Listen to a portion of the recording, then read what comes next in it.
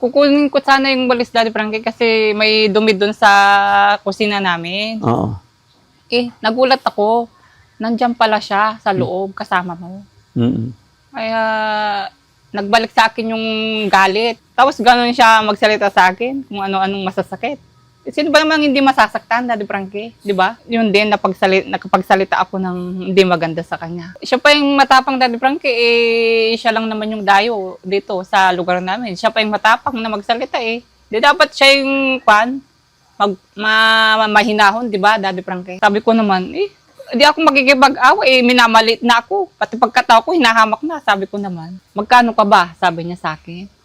Yun ang isinabi niya sa akin, nakala mo, kaya niyang bayaran yung buhay ko. Porque mahirap ako, ginaganyan na lang ako. Di ba? Masakit din naman sa kalooban ko yung naririnig ng gano'n, ng harap-harapan. So ito na mga kababayan. Yun nga po, gusto kong kausapin si Ate Ansing, Nanay Ansing, sa nangyari po kahapon.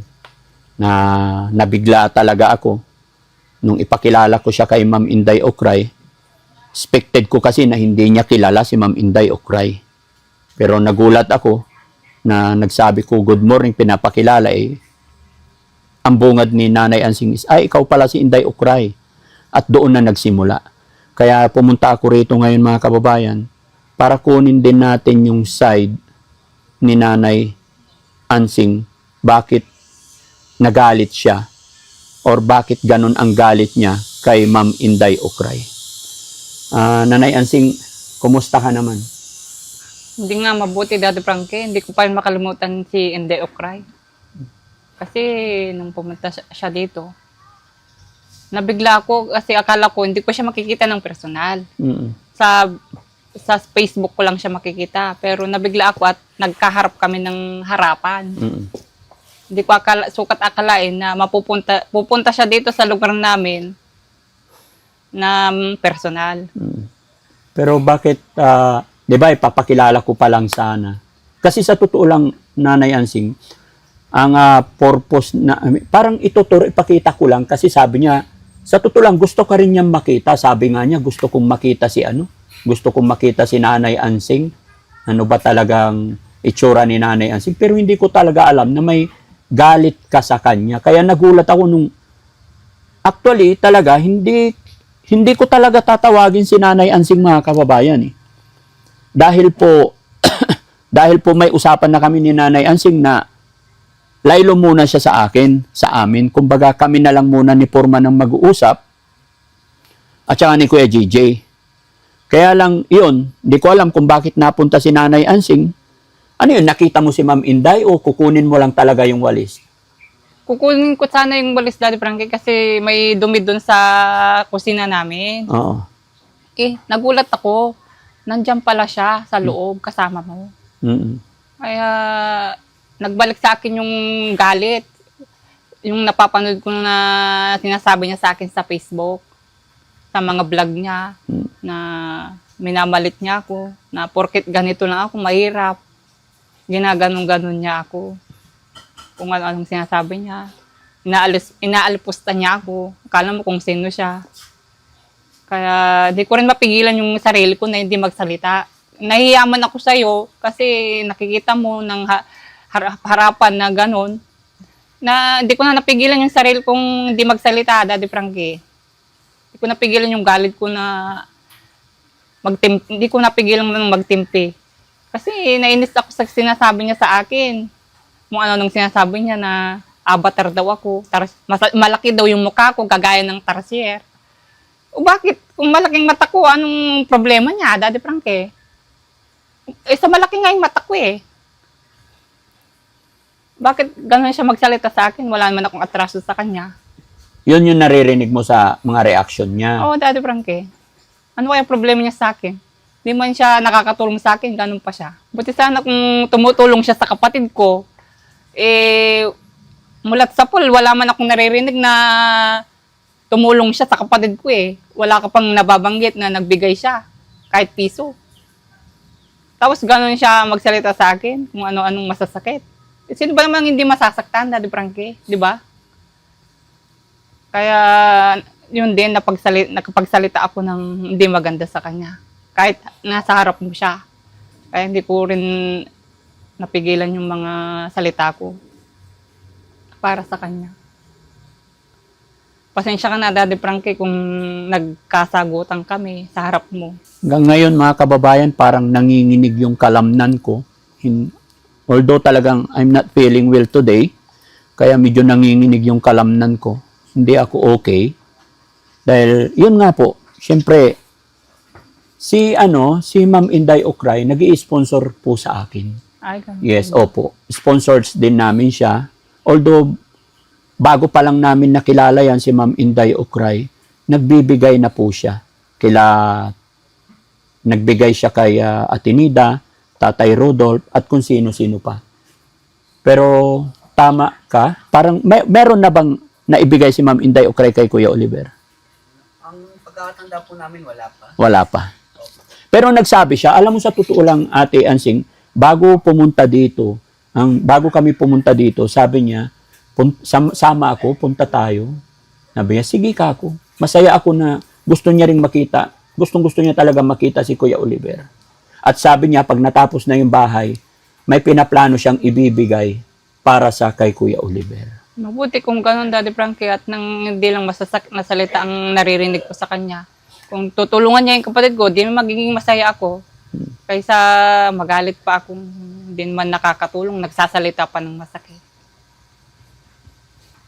Kaya hindi ko rin talaga kayo naawat kaagad kasi nabigla talaga ako. Lalo na nung narinig ko yung mga sinabi mo at sinabi rin ni Ma'am Inday Okray.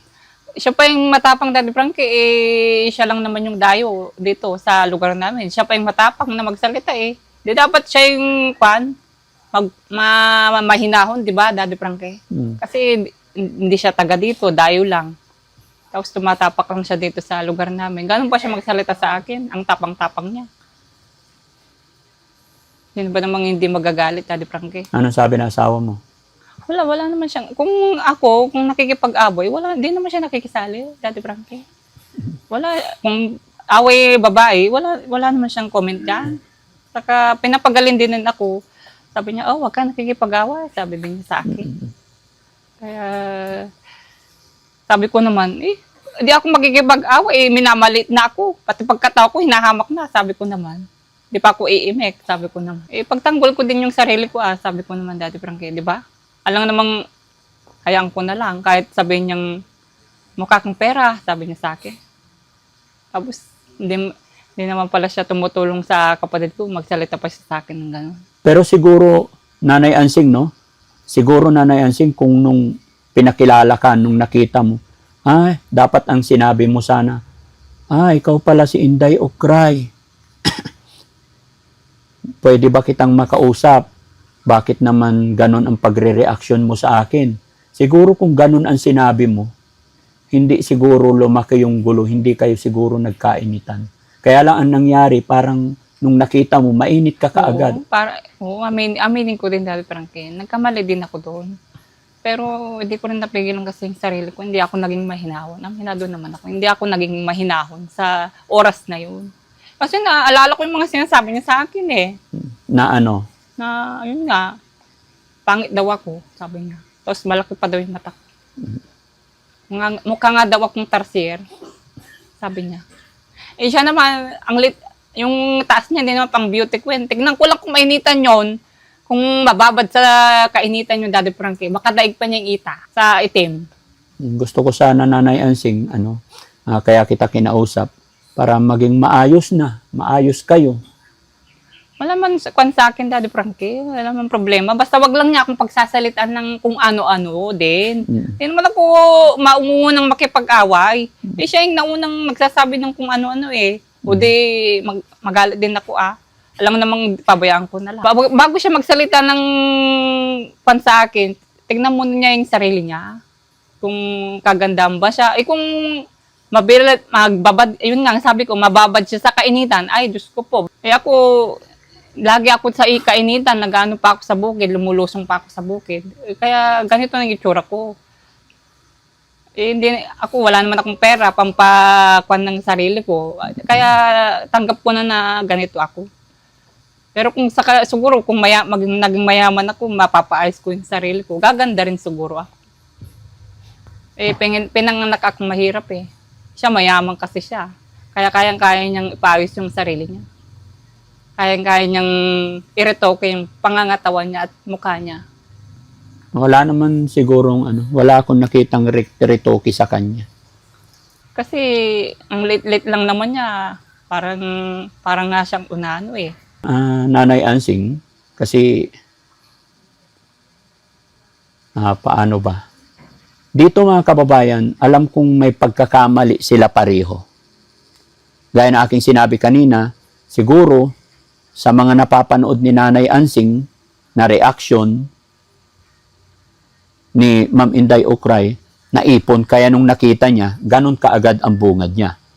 Pero alam mo kung bakit naging ganun din si Ma'am Inday Okray kasi hindi niya talaga expected na may galit ka pala sa reaction niya. Kasi sabi nga, sa reaction ni Ma'am Inday Okray is base lang doon sa napapanood niya sa video natin. Pero sabi naman ni Nanay Ansing, si Ma'am Inday Okray ang nauna. Pero nung oras na yon ang naunang nagsalita, si Nanay Ansing talaga. Kaya nagsimula yung Yung oras na yon ang nagbitaw ng salita si Nanay Ansing, ikaw pala. Ano ba yung sinabi mo una? Nasabi ko, Daddy Frank, ikaw pala si Inday Okray, yung nagsasalita ng masakit sa akin. Sabi ko, Daddy Frank eh. O tapos, yun na rin. Biglang sumagot na rin si Ma'am Inday. Nagkasagutan kami ng malakas. Pasensya ka na, Daddy Frank, yung ganun yung nangyari. Nahiya din ako sa'yo. Wala kang dapat ipagpasensya sa akin. O, naintindihan ko, gaya ng sinabi ko, mga kababayan, tingin ko po dito, walang perpektong tao. Kung may pagkakamali si Nanay Ansing, may pagkakamali rin si Ma'am Inday Okray. Na kaya tumaas na rin ang tempered ni Ma'am Inday Okray kasi ipinapakilala ko pa lang, bumanat na si Nanay Ansing.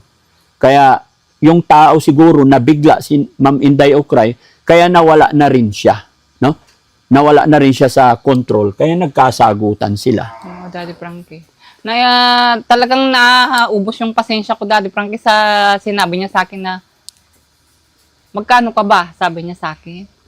Yun ang isinabi niya sa akin, nakala mo, kaya niyang bayaran yung buhay ko. Porke mahirap ako, ginaganyan na lang ako. Di ba? Masakit din naman sa kalooban ko yung naririnig ng gano'n, ng harap-harapan. Porke mayaman siya, mahirap lang ako. Tapos sasabihin niya ako ng gano'n. Kaya, medyo tumas talaga yung boses ko at nag-init yung dugo ko. Hindi ko napigilan, napasigaw na rin ako, tumas na rin yung boses ko na nagsalita. Nabigla talaga ako kahit si Mami Rochelle, pagsakay sa sasakyan, nanginginig siya. Hindi talaga kami nakaporma. Basta ang naisip ko lang, paglayuin na lang, iuwi na lang muna si Ma'am Inday Okray. O, Daddy Frankie, pasensya ka na, Daddy Frankie. Ang kinaano ko talaga doon, yung parang kayang tambasan yung pagkatao ko ng pera. Yun ang kinagalit ko ng gusto talaga. Yung sasabihin niya sa akin na, magkano ka ba? Pinipresyohan niya yung pagkatao ko. Sana makausap ko pa si Ma'am Inday Okray, mga kababayan, no? Kasi, yun nga po, gusto ko maging maayos. Gusto ko maging okay na to, kaya gusto ko rin makuha yung side ni Ma'am Inday Okray. Dahil, yun, nabigla rin siya. Pero siguro kung, di ko alam paano nagsimula kasi yung away na yun, kahit sabihin natin nakaharap ako, dahil ito pala, mayroon na siyang kinikimkim na galit sa panunood niya ng pagre-reaction. And then, nung nakita niya, hindi niya daw in-expect na makikita niya personally. Kaya nailabas niya bigla. At si Ma'am Inday naman, hindi siya ready, hindi niya alam na ganun. Kasi alam ko mga kababayan, kung ready si Ma'am Inday Okray, siguro nakapag-isip siya ng paraan para mapakalma na. Although pag nagkabiglaan talaga ang tao, mga kababayan, maaaring masasabi mo yung mga bagay na hindi mo dapat sabihin.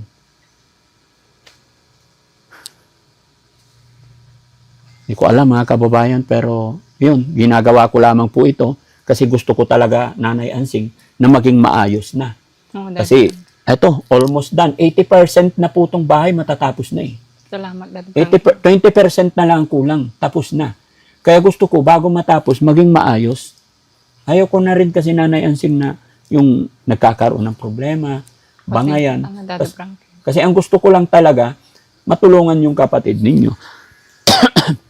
Pasensya ka na, Daddy Frankie, kung ini-stress kita. Hindi, okay lang, naintindihan ko yan. Mulat sa pool naman, inuunawa naman kita. At saka, yun ang balak ko talaga, mga kababayan. Hindi ko na sana kakausapin si Nanay Ansing. Kasi nga, nag-usap na kami nung nag-sorry na siya.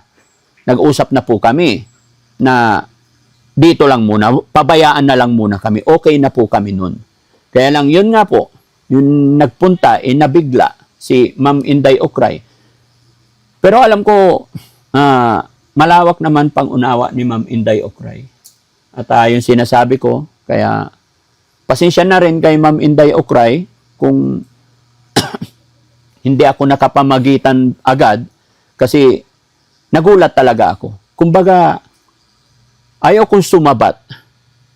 Una, akala ko nga nagjo-joke lang sila eh. Akala ko ako yung pinaprank eh. Kasi nung una, mga kababayan, di ba, parang may tawanan pa sila. Kaya hindi ako umiimik. Iniisip ko, akala ko ako yung pinaprank nila. Kasi hindi normal para sa akin yung biglang magiging ganun eh. Maging kami ni Mami Rochelle talagang nagulat na bigla sa nangyari. Kaya samot-sari yung comment. Sabi ng iba, mga kababayan, mali ng ibang comment, mali si Nanay Ansing kasi bisita, sponsor daw, dapat hindi ganon. Sabi rin ng iba, mga kababayan, mali si Ma'am Inday Okray kasi dapat niyakap na lang niya na sabi ng comment na basa ko na kung pagpasok ni Nanay Ansing is niyakap na lang sana ni Ma'am Inday Okray, hindi ganun, Ansing, pasensya ka na. Nagre-reaction lang ako. Kaya lang ang nangyari, mga kababayan, nagsalpukan. So, sa nababasa ko sa comment section, may mali po. Ang mali ni Nanay Ansing, talagang nawala rin yung respeto niya sa bisita kay Mami Rochelle, kay Daddy Frankie. Mali din po ni Ma'am Inday Okray. Sorry, Ma'am Inday Okray, gaya na aking sinabi, ako mamamagitan talaga ako dito dahil gusto kong maging maayos tayong lahat. Dahil yun po yung goal natin, makatulong tayo. Yun din po yung alam kong gusto ni Ma'am Inday Okray, yung makatulong. Actually, nag-message na rin si Ma'am Inday Okray sa akin na sabi niya, pasensya na Daddy Frankie, sabi niya. Sabi ko naman, okay na. Although, tinitignan ko yung comment na hati rin. May mali si Nanay Ansing, may mali rin si Ma'am Inday Okray na ang sabi nga sa comment section ng pagkakamali ni Ma'am Inday Okray, yun nga, yung sinasabi mo na siguro kaya nabitawan din ni Ma'am Inday Okray yun na magkano ka dahil nagalit na siya. No? Kaya sa akin, Nay Ansing,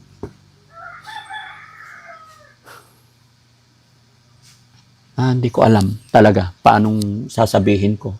Kasi talagang may pagkakamali ang bawat party. O Daddy Frankie, aminin ko naman, hindi naman ako perfectong tao. Opo. Aminin ko naman, may kamali rin ako doon. At may pagkakamali rin ako na hindi ko kayo naawat kaagad. Dahil akala ko talaga ako yung pinaprank ninyo. Na hanggang sa dulo, yun na, doon ko na na mainit na pala talaga. Dapat kasi, siya yung dayo dito, dapat hindi siya matapang. Eh, siya pa yung matapang eh. At saka, nag-init talaga yung ulo ko nung sinabi niyang, asan yung pitaka ko? Magkano gusto mo? Sabi niya sa akin. O, sige mo naman hindi mag-iinit doon. Parang pinapamukha niya na magkano ako. Eh, hindi naman pala siya tumutulong sa kapatid ko.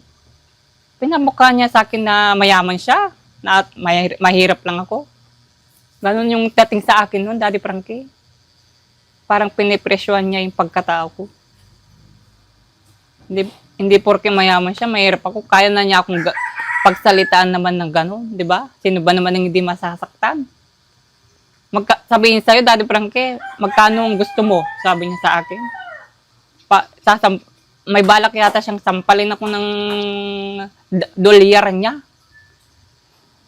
Kaya talagang nagalit ako nun, Daddy Frankie. Hindi ko napigilan yung sarili ko talaga. Porque madatong siya at ako walang pera. Ganun na lang niya ako basta-basta. Dapat hindi ganun. Kahit mahirap yung isang tao at mayaman siya, huwag niyang pasalitan ng ganun. Di ba, Daddy Frankie? Nakakaliit ng pagkatao yung sinabi niya eh. Nanliit ako sa sarili ko, Daddy Frankie. Porque ganito lang ako, mahirap. Ganito yung pamilya ko. Tapak-tapakan na lang niya ako. Pwede ba yun? Masasaktan ako at masasaktan. Kasi masakit din naman yung sinasabi niyang gano'n. Hindi porque nasa abroad siya, mayaman, sa pagsasalitan na niya ako ng gano'n. Nakakasama din kasi ng loob yung sinabi niya, Daddy Frankie. Kaya hindi ko na rin napigilan yung sarili ko. Kaya nagsalita na rin ako ng pasigaw sa harapan mo. Pasensya ka na, Daddy Frankie.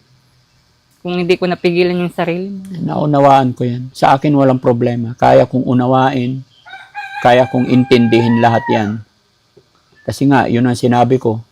Iniisip ko para kay Kuya Oliver talaga. Yun nga lang, eh, gusto kong mangyari ngayon ay maging maayos na kayo. Na wala nang away para sa kay Kuya Oliver na lang. Oh, Dad Frankie, mabuti kung gano'n. Sana maisip din niya yung kamaling. Ako, naisip ko din talaga na mali yung sinabi ko rin. Yung bahay daw ni Kuya Oliver, hindi naman daw sa akin. Bahay, lupa to ng mga magulang namin eh. Kaya, itong lupang kinatitirikan ng mga bahay namin, sa magulang namin, kaya sa amin din yan. Hindi pa nahati-hati kasi. Eh siya, wala naman siyang lupa dito na kung mangmalit siya ng tao, ganun-ganun na lang. Dayo pa siya, ganun-ganun na lang siya magsalita sa akin. Sabi nga ng mga kapitbahay ko, ang tapang-tapang naman ng kausap mo. Sumisigaw pa, sabi sa akin. Tinawag mo sana kami, pinagtulungan natin sa bunutan. Tinulungan ka namin na imudmud sa lupa, sabi nila sa akin. Wag na, kako naman. Hayaan na natin. Kung maging mahinahon siya, magiging mahinahon din ako. Pero kung tataasan yung boses niya, talagang mangyayari na naman yung nangyari. Kung pupunta ka sa isang lugar, hindi ka pwedeng maging matapang. Dapat kalmado ka kasi dayo ka lang eh. Hindi ka pwedeng magsalita ng kung ano nang masasakit. Di ba, Daddy Frankie? Kasi hindi ka taga doon. Kung taga doon ka sana, ayun, maging matapang ka. Pero siya kasi, nung pumunta siya dito, ang tapang-tapang niya sa akin. Kaya napasigaw din ako sa kanya. May regalo pa naman sana siyang lipstick. May dala siyang lipstick na ibibigay. Huwag na, Daddy Frankie, baka sumbat pa niya yun sa akin. Baka sukatin niya yung lipstick, tapos sukatin niya yung pagkatao ko. So, ganun mga kababayan, medyo mainit pa rin si Nanay Ansing mga kababayan. At gusto ko rin makausap si Ma'am Inday Okray, kung nandito pa siya sa Pilipinas. Yun lang, pasensya na po kayo mga kababayan. Gusto ko lang talagang maayos. Ang usapin na ito, gaya ng aking sinabi, hindi ko na po aalamin kung sinong tama, kung sinong nagkamali. Gusto ko maayos to, gusto ko magkabati sila dahil parehas po may pagkakamali. No? At syempre, walang perpektong tao. So, Nanay Ansing, pasensya ka na kung naging dahilan yung pagdala ko kay Ma'am Inday Okray dito na nagkaroon ng away dahil hindi ko talaga akalain na ganun, na may sama ng loob ka sa kanya. No? Kung alam ko lang na ganun, hindi ko na rin sinama si... Wala kang kasalanan, Daddy Frankie. Kasi pinakita mo lang naman yung bahay ni Kuya Oliver. Okay. So, ganun mga kababayan, mga kabarangay, pansamantala ako'y magpapaalam muna. Hanggang dito lang muna itong usapin na ito. Maraming salamat po and God bless po.